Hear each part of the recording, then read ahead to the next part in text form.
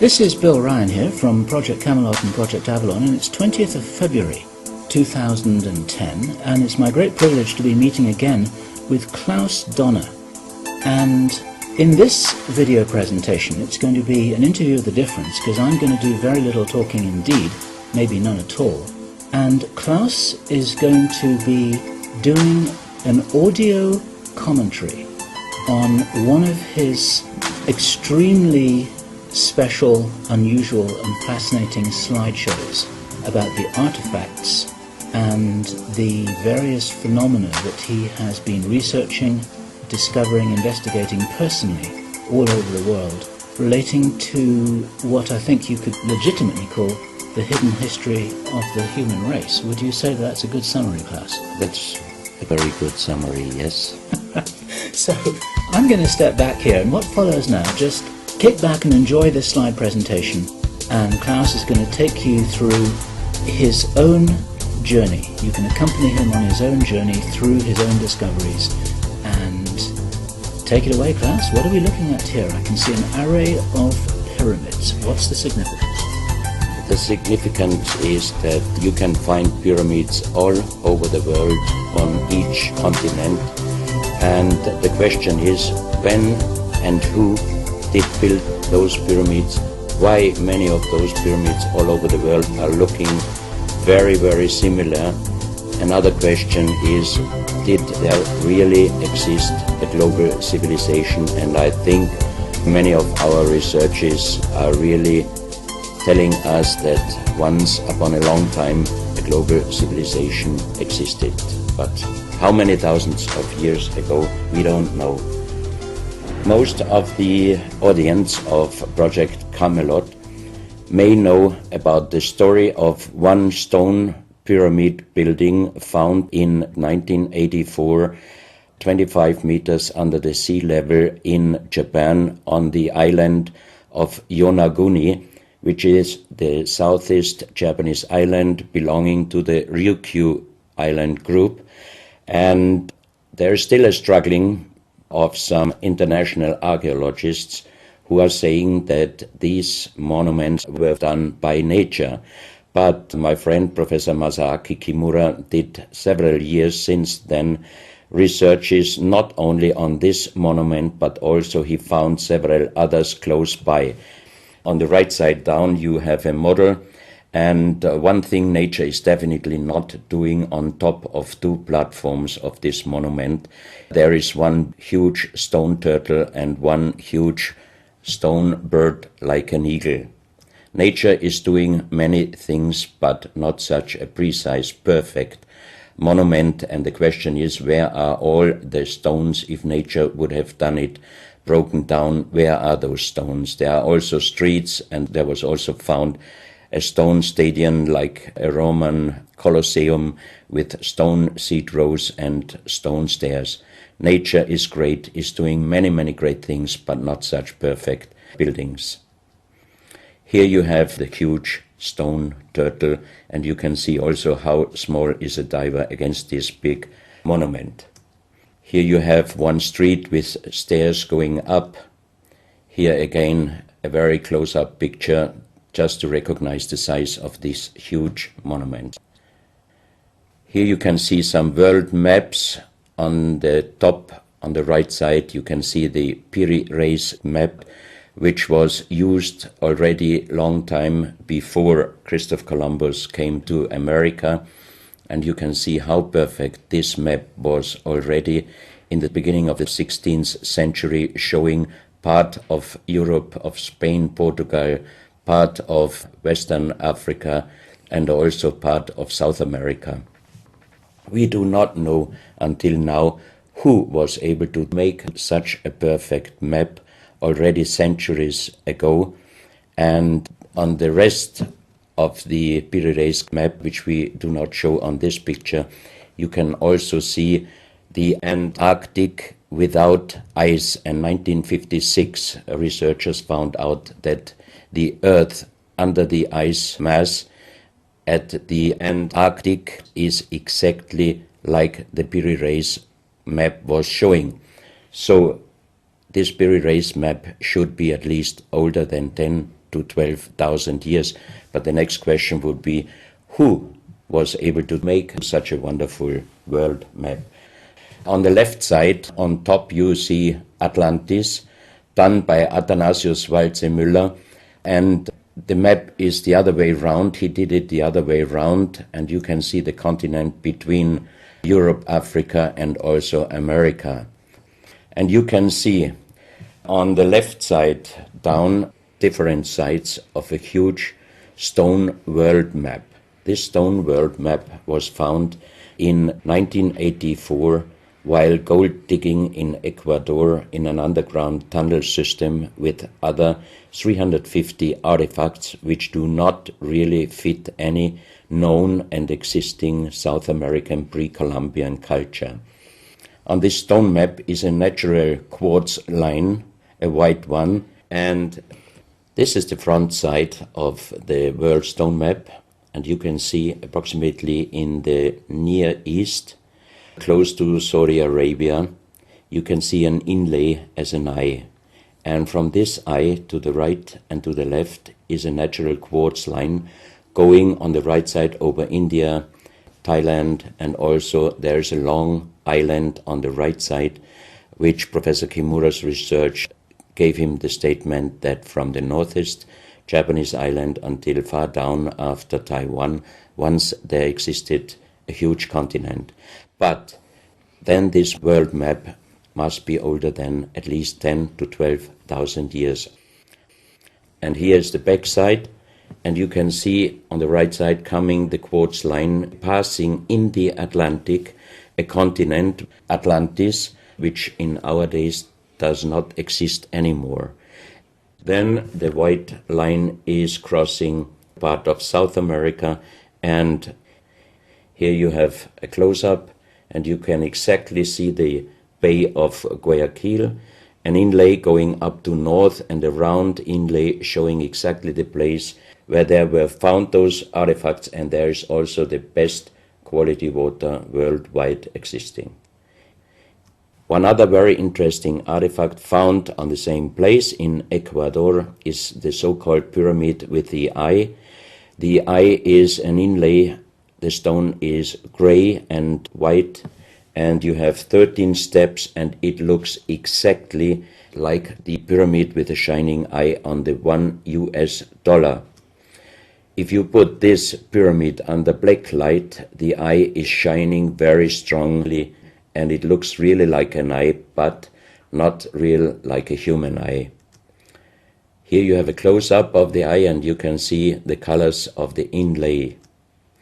On the bottom of this pyramid, you have the inlay in little gold plates showing the Orion star constellation, and you have unknown writing.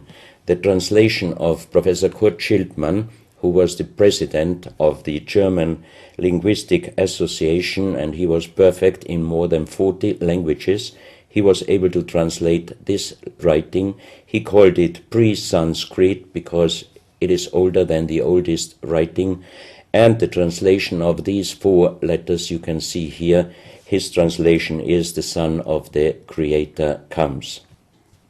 As we found the same writing on stones in certain countries like Ecuador, Colombia, Illinois, United States, Clausel, France, Malta in the Mediterranean, Turkmenistan, Australia, and in southern Calabria, Italy, just a few years ago. Always there are stones and ceramics, terracotta, with the same writing. That means this writing existed once worldwide, and that means there must have been a global civilization older than Sanskrit, older than 6,000 years. And Professor Schildmann also told me that this writing has a little similarity to the Indus writing and also to the Easter Island writing. And as he said, this is older than Sanskrit. He called this writing pre-Sanskrit.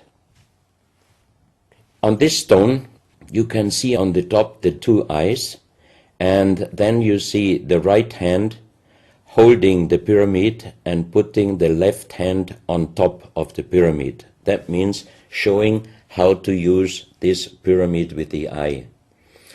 On this stone you can see an encarving, sitting a man on a stone, holding the pyramid exactly as it was shown on the artifact before. From his eyes are going rays out, and on the right side you see two bowed persons.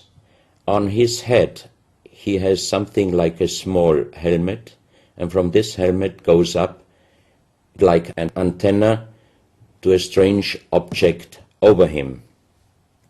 And here you have the photo of the discovered helmet. We could not yet make a metal research or checking what kind of metal was used, but you can see in the center of the helmet that something is missing, and that might have been this kind of antenna which was shown on the artifact before.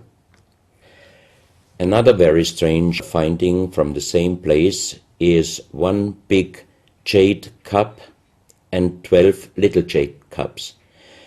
As the 12 cups are man-made and each one is a little bit different in size, if you fill them up perfectly with water and you put the 12 cups of water inside the big cup is completely filled. The next strange thing is that you can see on the little cups numbers which are looking like the Mayan numbers, but if you compare them with the Mayan numbers, you find out that there are some little differences. And on the big cup you can see a perfect inlaid star constellation, also showing the Orion and other stars. And inside the big cup it is very, very magnetic, and outside the cup nearly nothing. Professional geologists are saying this is impossible, because if a stone has metal particles inside the stone, it must be same magnetic from both sides. Here you have a close-up of the big cup, and you can see a perfect inlay of star constellations, and they are shining very brightly if you put black light on it. Here you have some small cups that you can figure out more clearly the style of the numbers inlaid in a strange material, also shining under black light. That's another piece, a jade plate with the same star constellation inlay like on the big cup, and two persons facing the sky, and on the next picture you can see that also the eyes of these two statues and the star constellation is shining very strongly under black light. This was once a hard-formed brown stone, changing the color in the center of the stone into black, which usually in nature does not happen. And you can see, if you look very close, you can see a face with closed eyes, with a mouth, the nose, a long beard and long hair. On the left side, the face and also the stone is broken. This is the reverse side of this stone. You can see a spiral and a triangle. The center of the triangle is very magnetic, also shining under black light. Here we have the backside of a cobra. The cobra never existed in South America, but this one was found at the same place. On this side of the cobra head you have 33 lines, inlines. So 33 is also a very mystical number since long time. And on the left side and right side you have 7 points inlaid, and maybe these are the chakras. Also this cobra head is shining brightly if you put black light on it. Another object here, you have a perfect worked dolphin head, and also this artifact is shining under black light. Here you have a kind of stone helmet. You can put this granite stone helmet on your shoulders, or you can lay your head inside it, and the inlay points which you see on this helmet, some experts told me that these points are exactly the acupuncture points on the human head. Here you can see how it might have been used, and a few months ago they found at the same place an unfinished stone helmet. So that means that also some of these artifacts were made directly in Ecuador, but many years ago. And also the inlay on this object are shining under black light very bright. This is a fantastic jade snake, and also the inlay points are shining under black light. Here we have one artifact which is very perfectly carved on the back side, so that means it might have been used to put this artifact on the front of your forehead. You can see the two eyes inlaid, and on the reverse side you have the so-called third eye. Maybe this artifact was used for some ceremonies or for meditation. Here we have a jade plate with an inlay of a spiral, also shining brightly under black light. Another one, you can see 7 rings inlaid in the jade plate and also shining under black light. Maybe this also could be a presentation of the 7 chakras. Here is one of the ceramics found there. It's a great masterpiece, and the question is, how can you make this artifact out of one piece of ceramic? Here we have another pyramidal stone found also in Ecuador. On top you see the pyramid with the eye, and you have down several spirals and symbols. Some of them are very similar to the churchward Nakal plates, which he found 1880 in India, and the translation was talking about the sunken continent of Mu. This is a marble with another inlay of a spiral, also shining very brightly under black light. Another stone in a pyramidal form with an inlay of an eye. Here you can see again the pyramid with the eye, and on the bottom you see the Orion star constellation, the 3 Orion stars, which might focus us to the 3 pyramids in Egypt. Here you have a ceramic statue. You can see the style of sitting is not real pre-Columbian style. It looks like the lotus seat from Asia.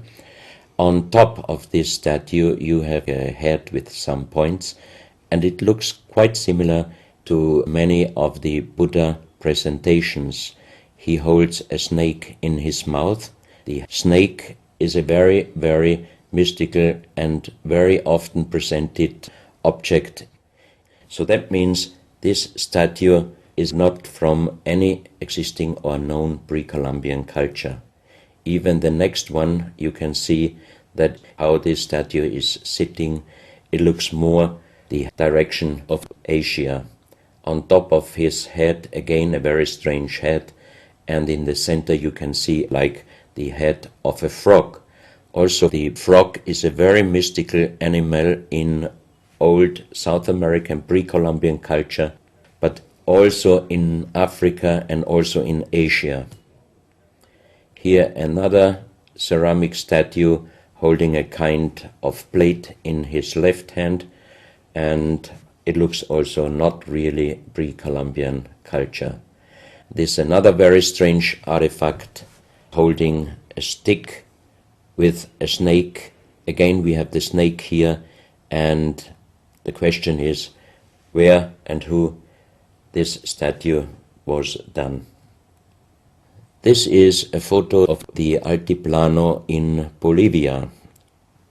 Archaeologists and researchers found out that at least before 4,000 years, there was happened a very big impact in Argentina, and the shock wave of this big impact destroyed many stone buildings in the Altiplano of Bolivia. You have here a picture of Pumapunku, a very strange place close to Tiahuanaco in Bolivia, and you see tons of stone plates with perfect work on it, destroyed. Maybe this was the reaction to the big impact in Argentina.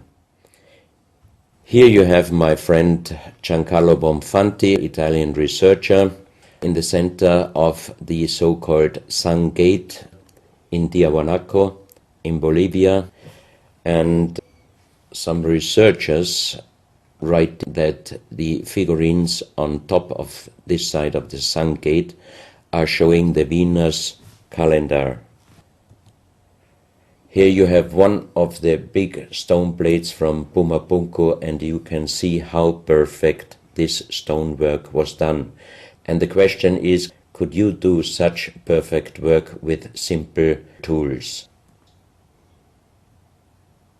Close to this area, they found skeletons with a size of 2.6 meters.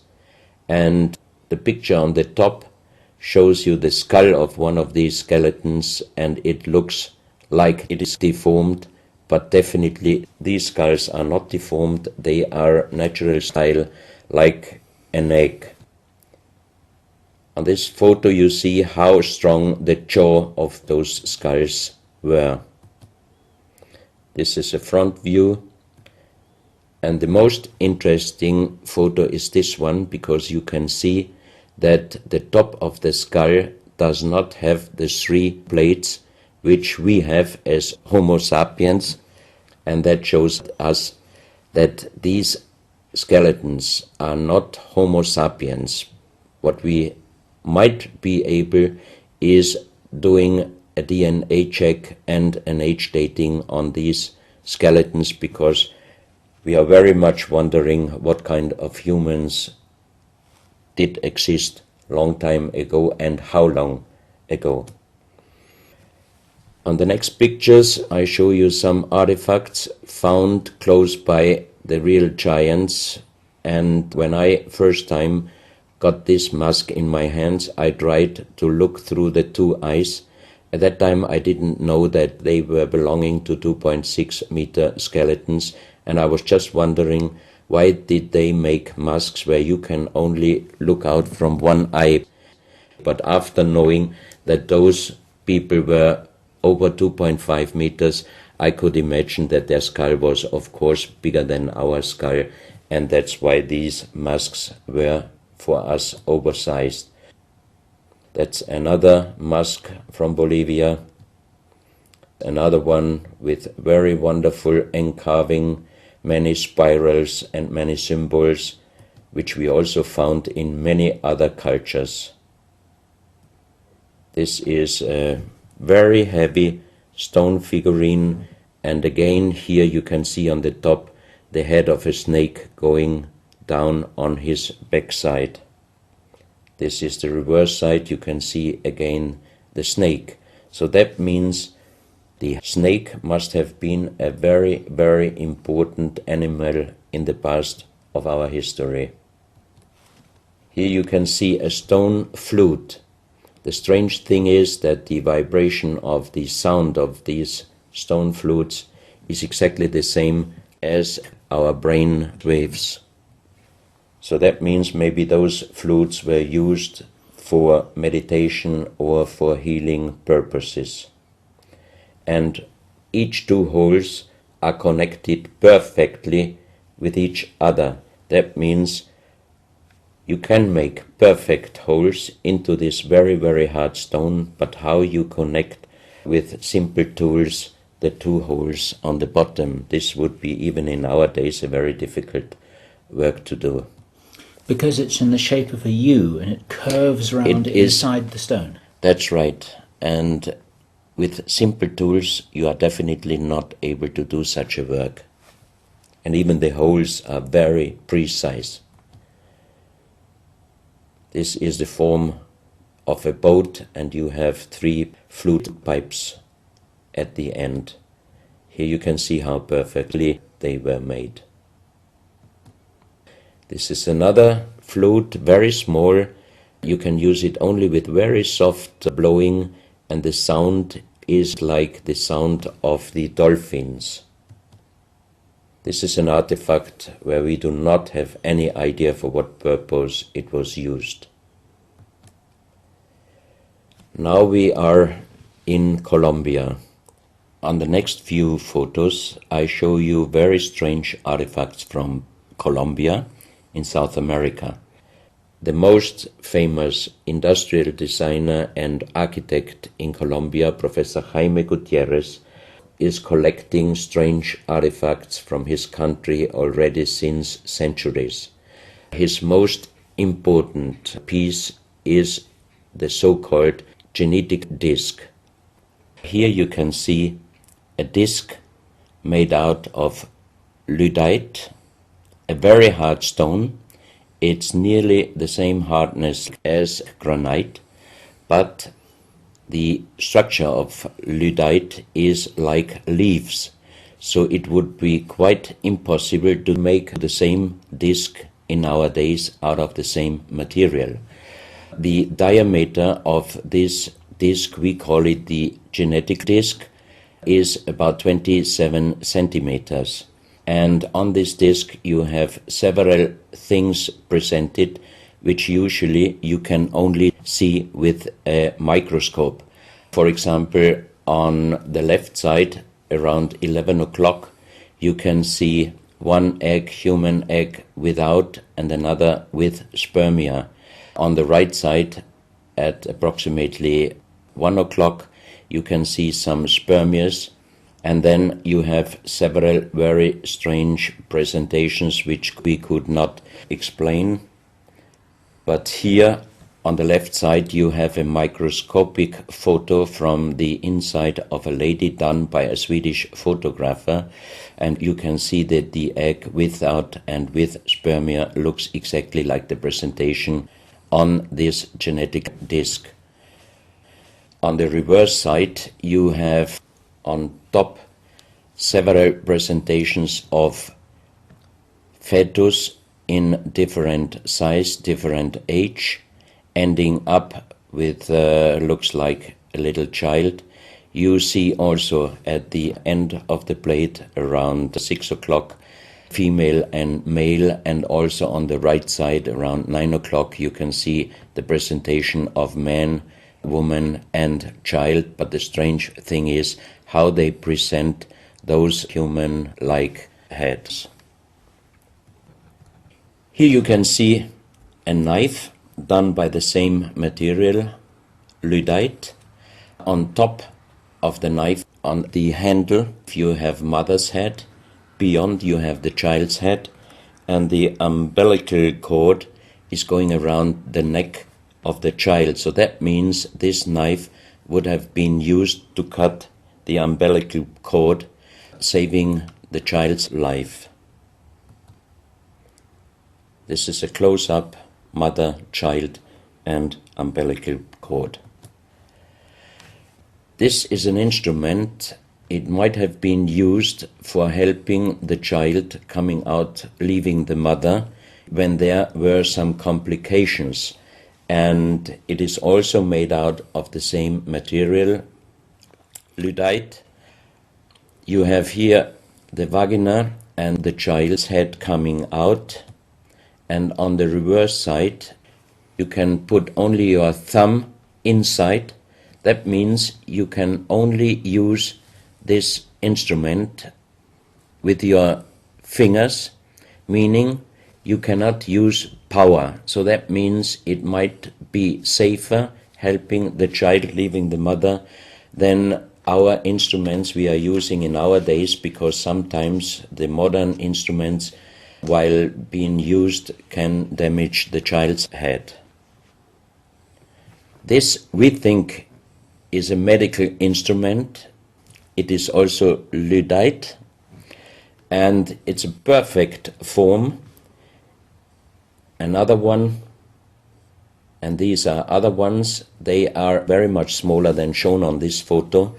And when we did a material check in Vienna, the most expert worldwide checked those pieces. First of all, the material. Each one is done with Lyddite, and the form itself, he checked them, and finally he said, I cannot tell you how they were done, who did they make, but the only thing I can definitely tell you, from the same material in our days, we cannot make the same instruments. So how old they are, we do not know, but as they were found in Colombia, and they do not fit any existing pre-Columbian culture, we must consider that those artifacts are at least older than 6,000 years. But we cannot explain what kind of technology they did use to be able to make such instruments and such tools made with Lyddite. You can see each piece fits exactly every kind of hand, never mind how big the size of the hand was. Each instrument, each tool fits exactly each hand which was using those instruments. This face looks a little bit like the Maui, the big stone statues from Easter Island. Here you have a close-up. This, in joking, I call it the dentist chair. Perfectly done, but again, same material, Lyddite. And the strange question is, why, if they could make such perfect figurines out of this very difficult material, why did they show the human face always with big round eyes and a little nose and a big mouth? There is no real explanation possible. This is again one piece from Colombia, Lyddite. On the front side you see the mother holding the baby, and on the back side you see the man with armors, most probably for hunting. This stone figurine was found in Colombia. It looks exactly like the Maui statues from Easter Islands, but it is only about 30 centimeters in size. This is another masterpiece of stonework. You have on both sides presented one bird, but if you look at the front side, you can see that the two birds presenting a face, and on the left side, between the bird's head and the wings, you see again this unknown writing which we found on stones from all over the world. This is the mother holding a child, very strange face, and it's a kind of jade material. This is another stone from Colombia showing an armadillo. On top of the armadillo you can see a strange face with long ear and two horns on top. On this artifact you can see a smiling face on top. You have two triangles on this side, and on the other side, on the right side, you have a face. Again, the animal face on the right side, and some unknown symbols. And on the bottom of this object you see an animal, looks like a crocodile. Now we are moving to Guinea, West Africa, very close to the border with Mali. They found on a huge granite mountain the half portrait of a lady done in granite stone, and the size of this statue from top of the head until the middle of the torso is exactly 150 meters. So this is a real big question. who might have been able to do such a huge granite half-portrait in a mountain at least 10 to 12,000 years ago, because the Italian geologist Professor Pittoni was on the spot. He did these photos and he checked the earth on the bottom of this mountain, and his calculation was that this stone monument must have been done at least 10 to 12,000 years ago. But then we have the real big question: who could have been able to do such a big stone monument? Even in our days, it would be impossible, or at least it would cost so much money that it would never be able to do. And if you look at the close-up of the face, some experts told me that this face definitely is not European, but also, of course, not black African. It must be either South American or Asian culture. But then again, we are at the point 10 to 12,000 years ago. It might be the civilization, the lost civilization from Atlantis. Close to this area in Sierra Leone, Professor Pittoni was in charge of diamond excavations. And as he heard in this area a legend about Allah was angry with some angels, and he put them into stone and throw them to the earth. He put the sky, also made it into stone and throw it to the earth, and he put the stars and throw them to the earth. The legend says that the sky you can see on this stone, they call them sky stones, sky blue stones found in this area under the earth. And we did research in Vienna. This is definitely artificial stone. It's not a natural stone, and all the material could be found, but the only thing they could not inform us is what kind of color did they use to get this real sky blue color. The stone figurines found from 20 meters down to even 50 meters. Professor Pittoni always took some organic material from the finding place, and the age dating of those stone artifacts are from 2,500 years up to the oldest one, 17,000 years. Here you have a granite stone, so-called nomoli, stone nomoli, with very nice encarving. Here you have a man sitting on an elephant, as there are also the legends of giants all over Africa. You know how big is an elephant. It's a wonderful stonework. It's very hard and very heavy. There are also some artifacts showing half human or human with the head of a reptile, holding a kind of pot in their hand, and they could put something inside this pot, and also on top of several nomolis there is a hole for putting something inside, and most probably they were used for ceremonies.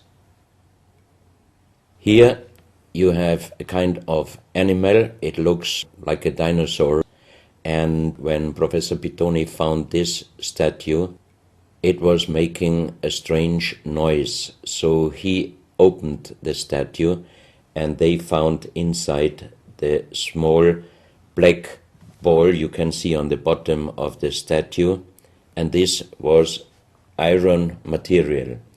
When we did the research on this artifact, and especially on this metal ball, next morning the professor called me and told me that somebody must have done a bad joke to me. I asked why, because the result of the research was this metal material is chrome steel, and chrome steel was found first time at the beginning of the 20th century in Austria. That means it was impossible inside a statue with the age of approximately 17,000 years.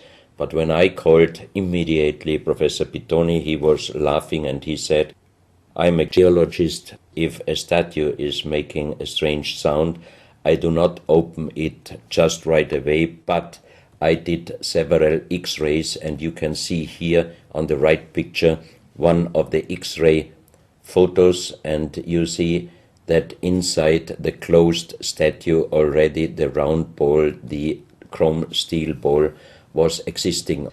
On this X-ray photo you can see exactly, and also Professor Pitoni saw, that this statue in former days already was opened but perfectly closed again, and he called a specialist who opened it exactly concerning this photo, the small stone ball which was closing the whole inside, and you can see that the metal ball was already existing.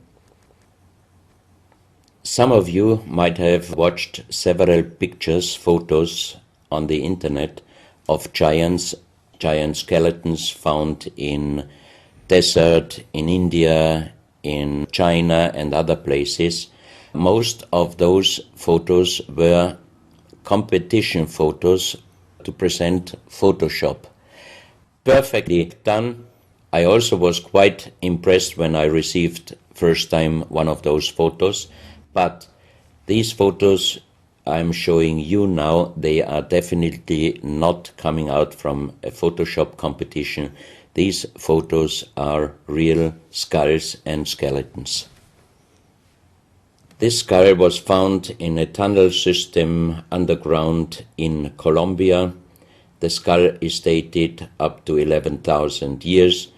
The skull is bigger than normal skull, and the front teeth of the jaw are lined up in a different way than our teeth. Something that occurs to me here is that there's a very strong, pronounced jaw. It's a very prominent jawline, very prominent chin. And here you see a photograph that was shown to us by a Project Camelot insider. Now, this isn't a real photograph. This is a scene from the old Arnold Schwarzenegger movie Conan the Barbarian. And what you're seeing here is a special effect on the actor James Earl Jones. The critical thing here is the shape of the jawline. Our witness, who had spent time with the Anunnaki in real time, in the present day, said that one of the things that characterizes them, besides their size, which he says was 8 or 9 feet tall, he said they're very large and they're very strong and they look larger than that, but that's round about their height, which matches exactly the 2.6 meters that Klaus has been talking about. He said it's a very prominent, strong jawline, and this is what strikes me about these skeletons, these skulls here that we're looking at right now. Didn't know. No, you need to know this. Back to Klaus. So once again, here you have a very old photo done in a museum in La Valletta in Malta, and it shows several long skulls, and the explanation is deformed skulls, but they are very long, going to the back. This is one of several very, very strange skulls. They are presented in a small museum in Ica in Peru. Ica is located close to the famous Nazca lines, and the museum is called Museo Maria Reiche, the German lady who was researching her whole life about the Nazca lines. And in this museum you can see the most strange skulls I ever saw, all found in this area close to the Nazca lines. So the question is, what kind of humans were living there, and how did they get those skull forms? And especially this one, definitely several doctors and experts told me it would not be possible to create such a kind of deformation, because through deformation you do not get the double bone material on the skull, and on this skull even you have particles of the skin and hairs, and I think it would not be difficult to do a age dating and especially a DNA analysis of this skull. On this picture I show you some legendary skeleton forms of giants. In the year of 1964, in the south of Ecuador, in the province Loja, there broke down a part of a mountain platform, and Father Carlos Vaca, who was working as a priest in hospitals, he was called to this place and he found the broken bones of a giant. Good. Well, Klaus, I asked you if you would take us on a journey, and for the last nearly an hour, I think it is, you've taken us on a fascinating journey not only around the world, but through time, back as long ago as 17,000 years. And it's a real reminder of how little we know about what our history really is. These are important pieces of an important puzzle, and you're doing an enormous amount to raise people's awareness of what it is that we're not shown in many museums, what it is that we don't read in anthropological textbooks, and what it is that many university professors still refuse to recognize. And thank you so much for your part in helping to raise our own understanding of our history on planet Earth. Klaus, thank you.